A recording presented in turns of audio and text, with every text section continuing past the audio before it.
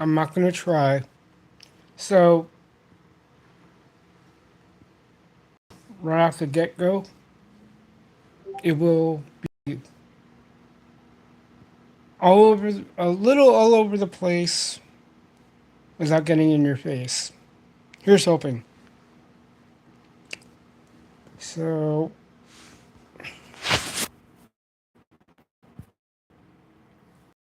we'll see how this shapes up. So, let's see. Where did I want to start?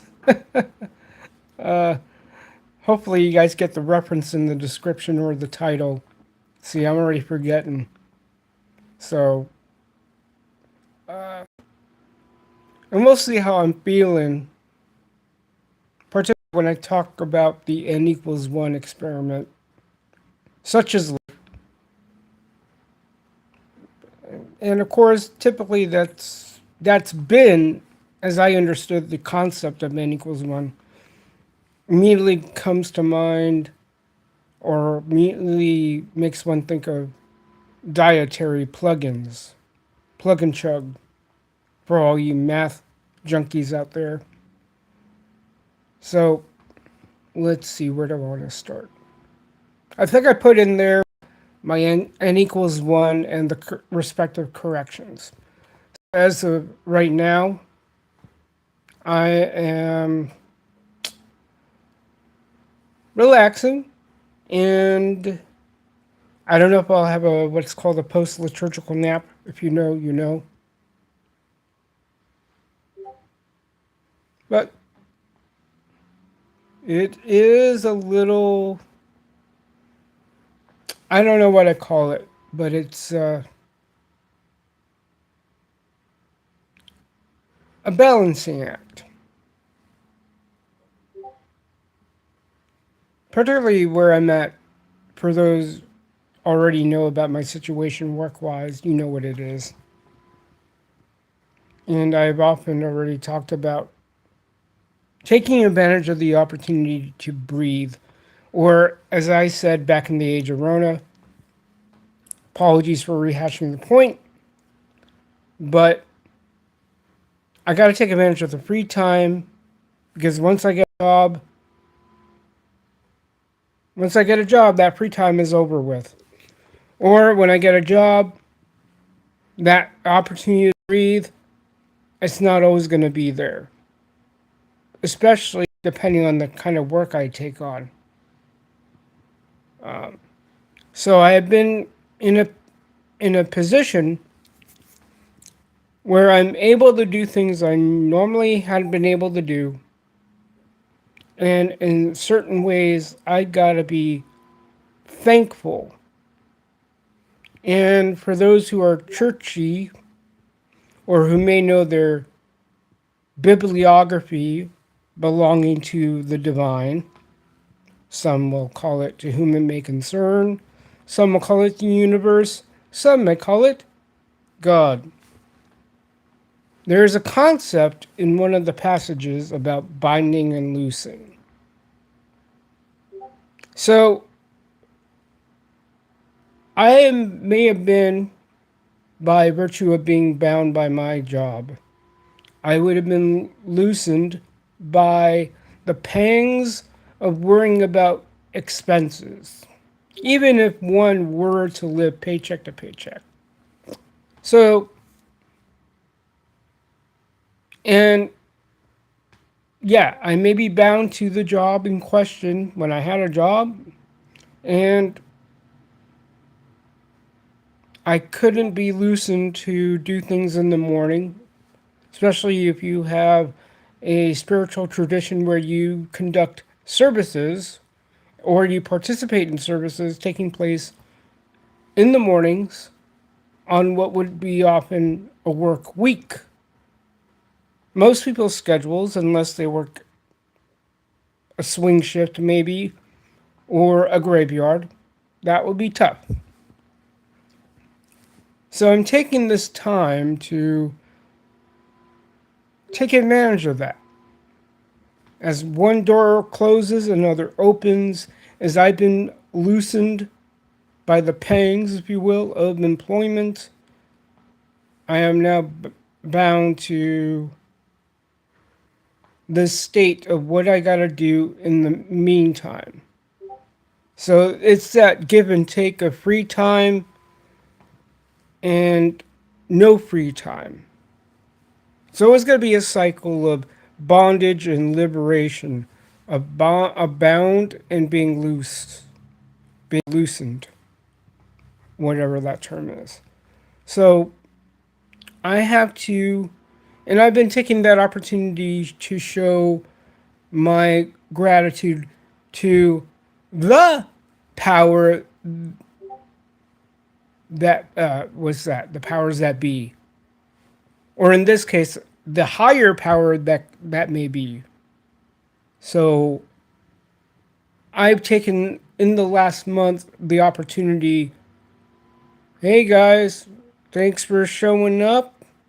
Hopefully, you can make sense of what I'm going to be going through various rabbit trails here.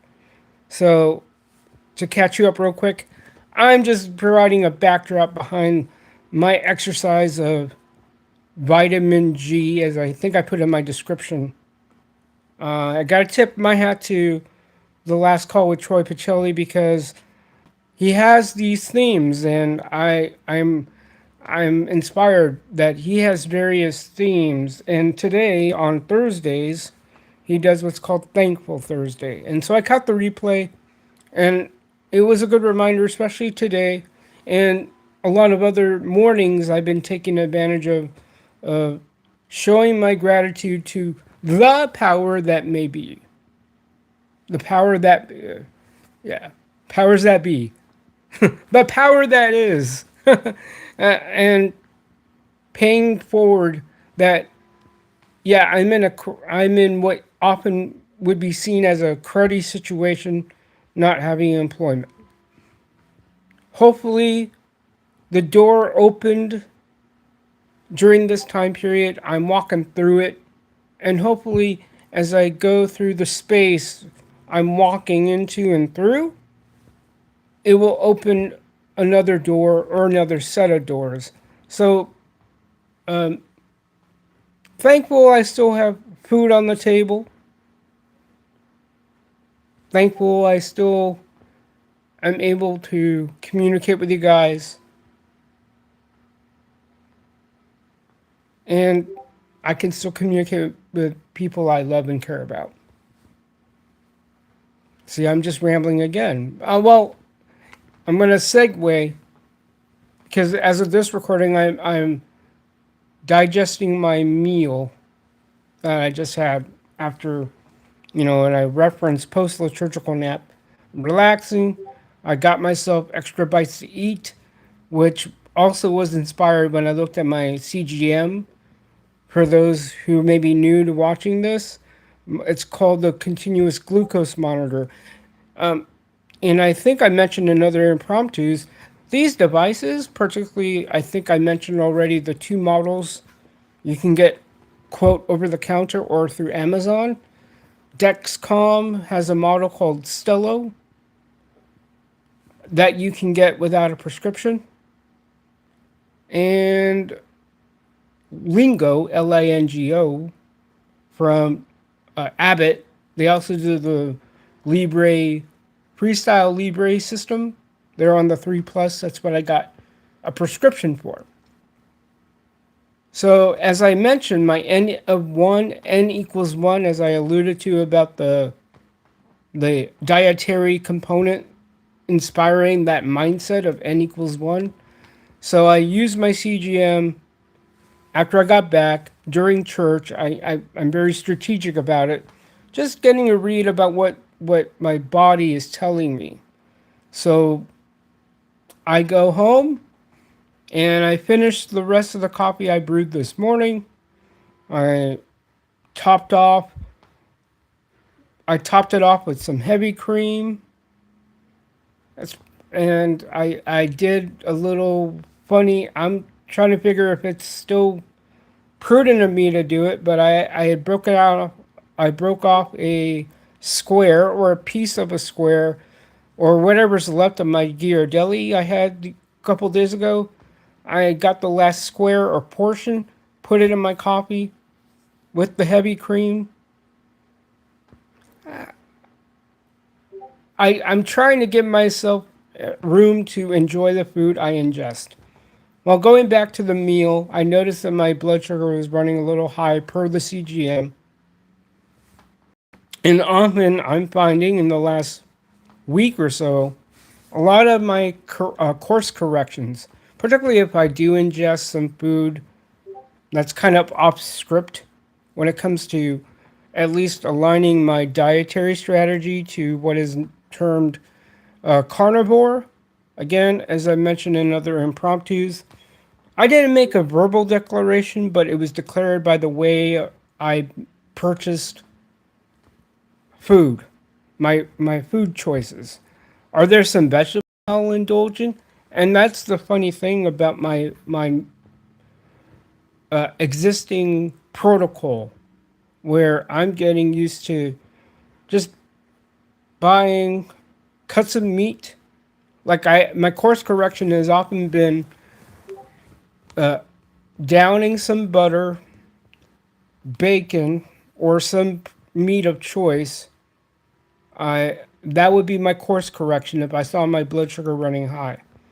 It was either that or crank out whatever exercise I had available, whether that was using external equipment or calisthenics like push-ups. I'll do martial arts movements like shadow boxing just to bring it down. And then I think in the last number of impromptus, I've already discussed letting my body do its thing. And that's been the navigation of my N equals 1 experiment. And and I talked to my nutritionist uh, Monday about how do I not divert from the course or from the path terribly. Because the previous weekend I had gone out with friends for drinks. I like a good beer. I don't mind good alcohol here and there.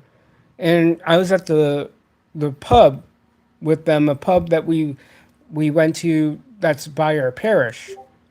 And I don't know, maybe I'm wrong for not asking the question about do they carry hard liquor. The menu didn't indicate or give me an impression they would. So I had either wine or beer or salad or soup. They were out of the soup. If I was going to go bad, I would have gone with like a chocolate chip cookie or something like that and milk. But apparently, not all chains of Lucky Lab carry the same stuff or they have the same menu items. Oh well. So going back to the whole social awkwardness and trying to not deviate so widely, the problem I ran to on Saturday and then the subsequent gathering at the church brunch line is portion size. And I was working through how do I ask the question? Because I think I posed the question in the other impromptus about do I bring my shot glass? I have a tiny shot glass I can carry around. Also, I do have an assortment of containers, jugs that I could put water in. Because a lot of places, at least in the Metro Portland area, when you ask them for water, likely coming out of the tap. Am I that Puritan of a person that would be distrustful of such offerings? One part of me says yes. Another part of me says don't be a douche about it. Don't be a stiff. That's where the awkwardness comes in. Because they did offer a taster option when my friend asked about it. He was gonna kick the tires on a brew, a type of a variety of brew for beer. I could have done the same, and I probably would more than happy to pay a fraction of a half pint, which is what I got. I ended up getting a half pint of a stout, and yeah, and it did what it did to my blood sugar at the time. And so the n=1 experiment showed me that, yeah, that number will be there. And all I got to do is take a stick of butter, or like I mentioned, a round of protein, whatever form that takes. And things will start minimizing, they'll start getting lower. And that's what I'm finding. As far as what do I do to course correct? And while I'm conducting this n=1 experiment over the last number of days, through one of my Uber Eats deliveries, I was more surprised about what CBS was able to offer in terms of what you can order through Uber Eats. So I initially ordered a bottle of coconut oil, and I forgot what, and whatever else. I think it was a 8-pack or 6-pack of Zevia. I'm gonna see if I can show it. Oh, there we go. I was coming off my recliner there. Let me see if I can. Sorry about that, guys. So, this is Zevia, and apologies in advance. Again, I think a lot of people are running into this where cameras are flipped, but this is the brand. I don't know. I'm not running comparisons or anything like that. This versus that, I'm not into that. Although it does remind me more of Pepsi. Cool. I kind of am a more Pepsi guy. Sorry, come at me. For you Coke fanatics. I'm indifferent, to be honest, especially since I hang out with my folks when I'm in SoCal. We go to the casino, and they're Coca-Cola based fountain drinks. Oh well. So I've been testing the waters with that brand. I see it does affect my readings and what my body tells me, but it's not that bad. It's not terrible. I just got to be careful because I noticed that I didn't have a good night's sleep. Timing is everything. Um, and then still getting used to having kimchi. I think that the other thing is like I think it's either Dr. Kim Berry or Dr. Anthony Chaffee who had this mentality about when do you feel full? When it stops tasting good. And there's something to be said. I might have mentioned law of diminishing returns in other impromptus that, you know, the third or fifth bite, subsequent bites, they're not as satisfying as the first.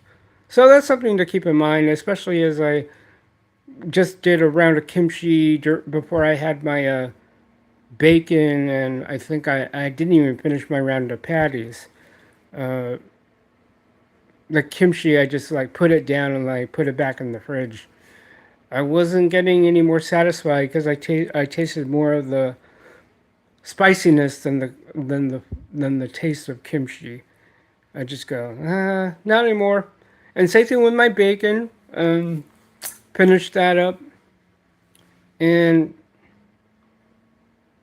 then my patties. I don't like I said. I don't think I finished all that I cooked. Uh, and then we'll see what I feel like the rest of the day. According to my time zone, roughly a little bit after 12:45 in the afternoon, and who knows? Here comes another trail. Talking about n=1. Uh, Fasting. Uh, I I was inundated with this concept of fasting growing up. Uh, going through CCD.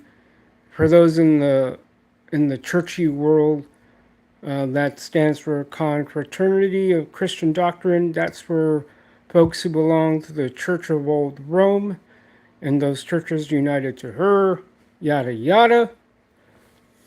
And of course, we had those scheduled fasts and all that. And I've known about that. I try to work around that, of course, especially with the American Roman Catholic landscape at the time. Still do it. It's very minimal. It doesn't ask too much, and there's nothing wrong with that. But I got more active into that practice within the paleosphere or ancestral health community because I only saw it as something you got to do during that part of the year or those parts of the year. And that was it. But when I got into the whole ancestral health thing, there it's not just a discipline. It's not something you do parts of the year. It's something therapeutic. It's got some physiological benefits. And then even as I got out of that space years ago and then circling back in, yeah, cool. So part of my N equals one is, particularly when I mentioned in other impromptus, having done a 12-hour blood work fast for labs. And then that's when I started pushing the waters again, pushing my limits. And for those who have followed my recovery and stuff after that, particularly when I talked about how people were concerned for me, I tried pushing back in charity, and which is often tough, about I don't know what my limits are. I will never know what those are until I dip my toes in that water. So fast forward to today, I've been going in and out of that pattern, out of that regimen, in and out, in and out. And so if I were, I don't know if I'm being bold, but I am probably, depending on what I feel right now, because I did have 2 strips of bacon. There's also the patties I made. I may top it off. I may end up finishing them maybe in the next 30 minutes. And then see where I go with that. Because as I told my naturopath, I told my dietitian, or dietitians, or nutritionists, my body seems to be responding better or best when I have my last meal between 2 in the afternoon and 4 or 5 in the afternoon at the very latest. And I've often half joked to them, 6 p.m., 7 p.m., that's kind of pushing it. That whole thing about circadian rhythm and all that. And the other thing, too, is working with my physiology. I don't know what your guys' impression. I don't know if you've ever seen me with a full body shot to kind of highlight my own physical frame. I think I repeated I'm 5'2", stand roughly 120 to 128 on a good day. So that kind of helps me figure how much do I really need, because I know you got the metrics about 1 gram of protein for every pound of lean body mass or your ideal body weight. So that's something. It is something to behold when you're trying to balance the mentality of measurements or by going by feel. And so that's kind of been my N equals one when it comes to managing how much food I stock up for. I'm just me in my apartment. It's just me. So I'm not cooking for a family or anything like that, not cooking for a roommate or anything like that. So that's where I'm at. And then and then also just being mindful of, now that I have gotten used to the fasting regimen, what getting used to that. Okay, how much do I really need to stock up, and how much do I really need to consume? And my other half of the n equals one, or the other portion of the n equals one, is looking at my body because, as you might have recalled in my previous videos, I bounce with swelling in my body. Particularly, I noticed it in my feet, and then other parts of my body. When it got its worst, it was all over. So one of the first things I look at, my feet, and then my hands. And particularly, I'm a very impressionable person, so I look at this almost every morning. And so the what I wrestle with is disintegration, reintegration, and I thought I might have mentioned in other lives of my current crop of prescriptions. What can I get away with versus what I can't get away with? And the other thing I look at is my face. Just trying to navigate those waters and try to utilize nutrition and lifestyle. Can I stand to lift weights more consistently? Probably. But sometimes what I wrestle with in my n equals 1 is how do I make things entertainingly challenging or challengingly fun? In the sense that I want to get enjoyment. Life is too short to take things so seriously, or too seriously, I would say. Take them seriously to the point where you understand this is something you got to do, but how do I retain the joy? As far as endeavoring into improving my overall health and fitness. I don't know what I feel about what happened with my recovery. To be honest, I never thought I'd be able to do this to a button up. I don't have linebacker neck anymore. I suppose I don't know if I'll ever get that back. I don't know if I want it back. But that's what makes the n equals 1 experiment kind of fun. Particularly when it comes to what foods trigger this or trigger that, and what meds can I get away with. So, for those who may be interested, given the dynamics of my scheduling, like I said, the door I've been walking through, and what I've been binding myself to after being loosened from my now former employer, what do I do? And I've been studying, and I've been looking at the various online courses I've taken, and it's a good exercise in figuring out, can I still be a student? Well, I still am in my head, but it's the grind, the part of the grind where you're going through examinations, assessments, assignments. That's been part of the, I don't know if it's a struggle, but it's something I have to contend with. Yep. N equals 1. Let's see. Going back to dietary, I've been testing the waters. We'll see how this goes. I actually got my delivery of new coffee filters, and I don't know. I don't know how much of a dog I have in the fight between. I just read the description of the filters that I just got. Unbleached. I don't know what that will do. Does it make my coffee taste 10 times better? There's only one way to find out. Only one way to find out. And fusion coffees, for those still watching, put in a comment if you see these varieties of coffee in the stores, wherever you go. Like, they talk about fusion with chocolate, caramel, berries. I don't know what your guys' thoughts on that.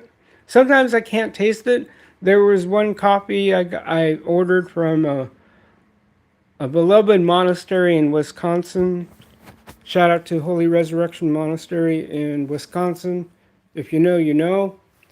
They run Humble Habits, and I like supporting the various copy venues or sources of copy, brands of copy. I don't mind getting to know different brands, and I guess that's part of the whole first world problem dynamic. First world problems, like what copy brand do I buy? A lot of good brands out there. Lately, I've been only because they're relatively cost effective. I've been using Lucy Joe's, and then there's Four Sigmatic. Main thing I look for, depending on the scuttlebutt you may see online, in social especially, is the concept of low acid, mold free. Again, I don't know. It goes back to my talk about how not to be enslaved by conduits of info and not be so taken up by the info you receive and just say, that's good. Good to know. I'll consider it. Put it aside. Don't be so weighed down. Don't be so invested. So, okay, that's a consideration. That's great. And we'll see. I don't know about whether I'm all for dark roast versus medium roast, although I do remember a talk on the different roasts. Mainly Chris Masterjohn. I don't know why I still hang on to his mental notes about dark roast and niacin. But I'll say this. He's given me a good way to manage my coffee ratios by looking at the amount of coffee by the gram versus by the tablespoon. Because the one thing I noticed with tablespoons, depending on what you get, it's not, I don't know if they're not universal, but at least with doing it by the gram, what I do is I take my food scale and I take my filter housing, put the filter in, run it my scale, and then I just pour the grounds in, whether they're ground already or I grind the beans to make the browns, and I just dump until I see the appropriate weight that I want. So his prescription is 12 grams for every 6 ounces of water. So that makes cuts a lot of the guesswork and the need to be so precise with my measurements. It allows me to be precise without really worrying so much about the minutia. And so I got to tip my hat to one Chris Masterjohn on that little tidbit. And I know there's a lot of scuttlebutt about what roast, because apparently dark roast doesn't have as much chlorogenic acid or the polyphenols versus medium roast. Again, I don't know if it's a hill I want to die on or it's a hill worth dying on or a battle worth fighting. Like I said, good to know, put it to the side and put it in for consideration. So, all right. I don't know if I went through as many rabbit trails. Oh, okay. Well, now here's another. I take it back. I did mention in my description I was going to go through nerddom. I just had these thoughts in the last couple of days when I had that initial discussion about my glory days of watching TV, particularly with the consumption of NFL football at the time. And there is something to be said, and I think going back to Aged Boomer's discussion on the dark ages of TV, he is right on this regard. There's just so much football during the week.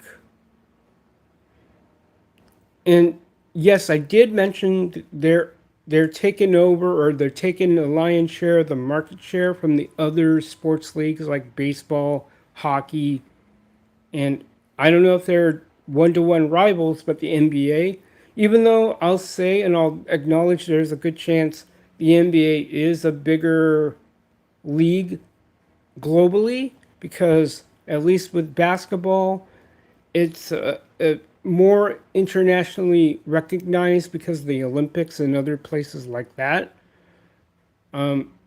Even in my old country of the Philippines, my second trip back, I don't, and maybe my third trip, but most notably, my second trip back to the Philippines in '95. I was more cognizant. I was 5 in my first trip back. My second trip back in 1995, there was a basketball court in almost every bloody neighborhood. It didn't matter if it was FIBA based or formatted. The hoops, the rims were yay height, whatever height they were. And so basketball itself has had more of a reach globally. Now, the NFL is trying to do that nowadays, maybe in the last 5 years, give or take. But there is something to what Boomer said regarding there's just so much football. And I forget when Thursday night football started. I remember there were always the Thursday games on Thanksgiving. And then, of course, later years, you started seeing Thursday night football popping up as a almost regular thing until recently. In the last 5 years, maybe Thursday night football became common. It became part of the scheduling, in addition to Sunday night and Monday night. The wisdom behind this mindset, there's just way too many football games on right now. I think it does two things off the top of my head. I don't know to what degree, but it has affected the quality of the product. Number two, it inadvertently, unintentionally, unintentionally, more than likely affected people's perception of value when it came to times when football was available at their fingertips. Because going back to the glory days when I was nerding out on football, when ESPN was showing actual sports junkie stuff and not just documentaries. Again, going back to the topic of having a floodgate of this or X, ESPN, they've oversaturated their content with documentaries I'm thinking not many of us asked for to begin with. So going back to the whole football, when football was being played Sunday night, Monday night, and of course, I'll say this, all of Sunday because morning, afternoon, and evening, then you got Monday night football. Those were the only days you saw football. On one end, you valued when football was being aired because you only saw football in those 3 days or three moments. You didn't get Thursday night football, but in between those times, you actually had shows, thanks to NFL Films and other shows like it later on in the late 90s and early 2000s that perked the interest of the football nerd, particularly for someone like me who may not have had the height, particularly the height. I am only 5'2". Nowadays, no way. I am well below the expected or required build for football. But for someone who loved the mental aspect, so of course I shouted out NFL Films with John Facenda, Henry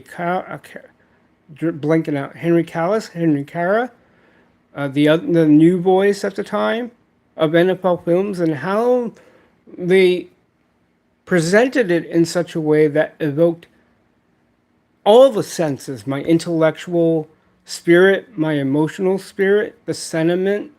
They did a good job of putting the music together. And so I cherished every snippet, every highlight. I may not have been there during the 70s and the early 80s about the glory days of those teams, whether that's the Packers, the Steelers, Niners, Cowboys. Well, Cowboys, technically, I was more cognizant of that. But you had, particularly in the late 90s, that's where I knew about it. But Edge NFL matchup, they showed the chess match of the game. So all of those days leading up to Sunday or Monday night, if your favorite team played on Monday Night Football, you built that crescendo. And I guess that's what I'm thankful for, being a nerd about football. I've been so thankful that I got to nerd out, particularly when the internet was as young as it was, and it wasn't as commonplace. So when I heard things about West Coast offense, Bill Walsh, I got what I could with what was available. Whether that was, like I mentioned, going to the newsstands at the time, grabbing whatever I could afford, sporting news, Sports Illustrated, reading all these articles of analysts, what have you. So talk about channeling my inner nerd and trying to get what I could get, because information, like I said in my last impromptus, it was a premium. Now, there is something to be said about today's media. Yes, social media information is no longer the premium it used to be. Because people, for whatever reason, whether intentional or not, they're apparently more willing to give themselves out to the general public. Before, things are more guarded. You tell me, when it comes to that people aren't as guarded with their info about their lives. Now, going to YouTube, for example, and I know there's a lot of MacGuffins about YouTube's functions, the technical aspects of YouTube, etc. The one thing I appreciate, having gotten more engaged during the age of Rona with respect to YouTube, is live participation. If you guys remember the heyday of network television, when it comes to that, especially if you watch a sitcom, a lot of times you'll get the preface, this was televised for a live studio audience. And yet, was there audience participation? Very limited, because you would get the cue, applause or applaud. And when I did some tapings with of Deal or No Deal with Howie Mandel,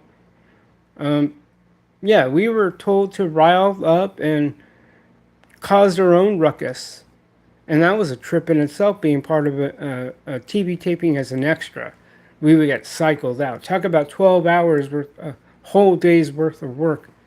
Anyway, but the virtue for all the ills, warts and all about YouTube, it's the only place where people can actively engage with the presenter, with the content, with the entertainment provider. I don't know how I feel about the term content provider. I still don't. Because in some ways your goal is to entertain, and with a lot of the channels I do engage in or I listen to, it's, are you infotaining your audience? And that's what a lot of them are. They're trying to be entertainingly informative or informatively entertaining. So take that for what it's worth in terms of going down memory lane. And as far as But that was probably my golden age of watching TV, and I don't know if there is a distinct golden age of TV. You tell me. But growing up in the 80s and 90s with the with I don't know what the statutes were on syndication, but it felt like I was very fortunate and very thankful. I got to see Yogi Bear. I got to see the Flintstones, the Jetsons. I got to see all these cartoons that I don't know if I would have been given access to in the 80s. Because I didn't likely care when that cartoon or those cartoons originally aired. I just knew I flipped a channel that looked interesting and I liked it.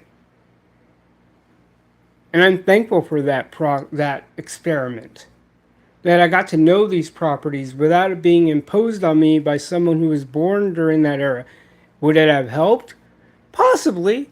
But when it comes out organically by way of channel flipping on my part, and I look at it and like, ha ha ha.